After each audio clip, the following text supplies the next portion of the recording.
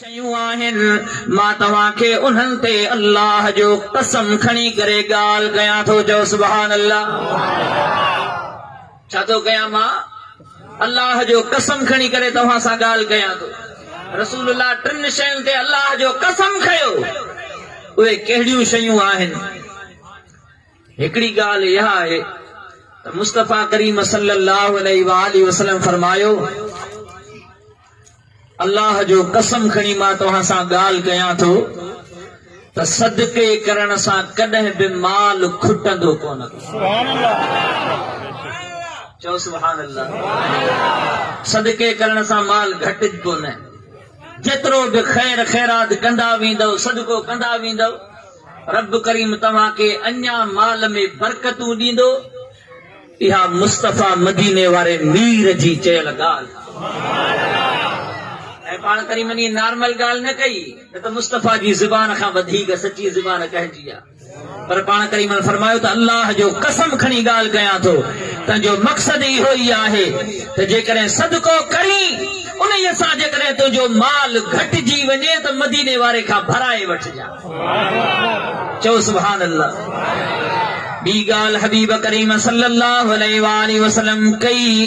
पाण फरमायूं त अल्लाह जो कसम आहे त माफ़ करण सां कॾहिं बि तव्हांजी इज़त घटि कान थींदी। कंहिंजो बि हिसाब किताब तोड़े रहियल हुजे या तुंहिंजो बि को हिसाब कंदे रहियल हुजे, कुझु बि थी वञे, जेको थी वियो आहे उन खे छॾे करे तूं चओ त मूं ख़ुदा कारण माफ़ करे छॾियो। मुस्तफ़ा करीम जे फरमान जे करे मूं इहा ॻाल्हि तोखे माफ़ करे छॾी, मूं हथ मथे कया। अचु त भाकुर पायूं, ॿई मुस्तफ़ा करीम जा उम्मती आहियूं।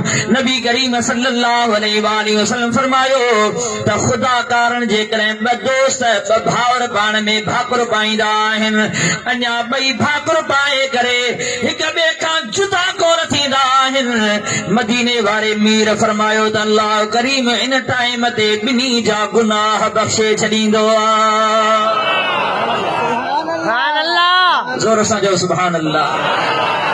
माफ़ करण सिखो बुज़ुर्गो। वॾी ॻाल्हि आहे इहा। छॾे ॾे जंहिं बि तोसां जेको कयो आहे। अल्लाह इज़तूं ॾियण वारो आहे। अल्लाह करीम उहा बुलंदी अता फरमाईंदो जिते कंहिंजो अकुल कम न करे, जंहिं जेका बि तोखे तकलीफ़ ॾिनी आहे।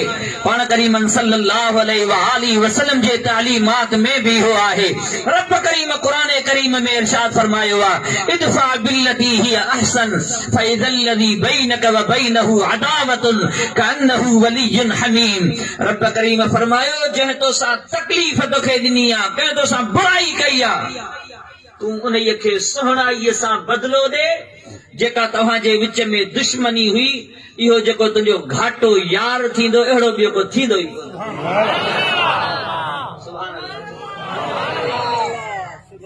रब करीम जे क़ुरान करीम में हबीब करीम सल्लल्लाहु अलैहि वसल्लम जा प्यारा उम्मती हो।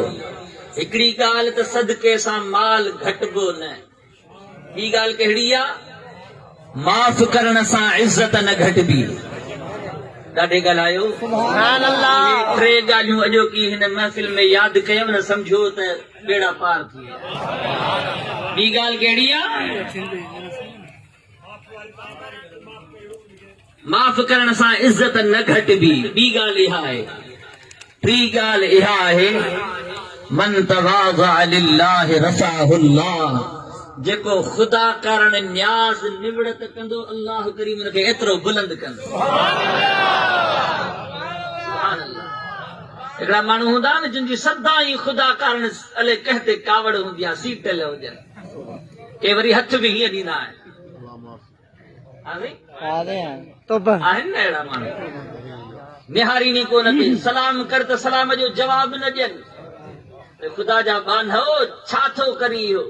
रब करीम जी ज़ात बाबरकात फरमायो, इन्नक लन तख़्रिक़ल अर्द वलन तबलुग़ल जिबाल तूला।